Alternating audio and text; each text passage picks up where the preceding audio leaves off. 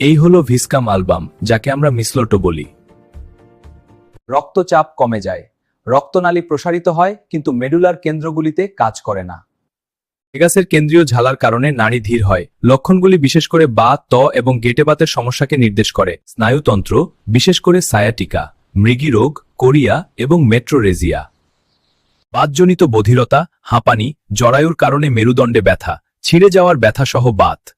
বাতজনিত বধিরতা, হাঁপানি, জরায়ুর কারণে মেরুদণ্ডে ব্যথা, ছিঁড়ে যাওয়ার ব্যথা সহ বাত।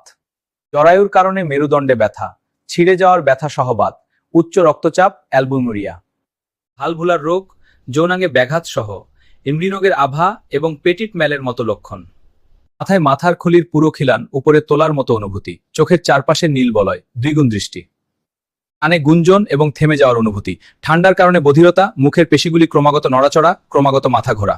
শ্বাসকষ্ট, শ্বাসকষ্ট, বাম দিকে শোয়ার সময় শ্বাসরোধের অনুভূতি, স্প্যাসমোডিক কাশি।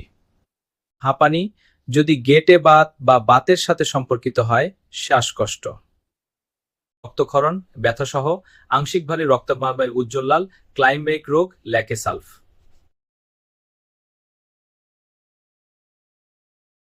একরাম থেকে পেলভিসে ব্যথা, ছিঁড়ে যাওয়া সহ উপর থেকে নিচের দিকে গুলি করার মতো ব্যথা, প্লাসেন্টা ধরে আকাশিকেলিকর। দীর্ঘস্থায়ী এন্ডোমেট্রাইটিস, মেট্রোরেজিয়া।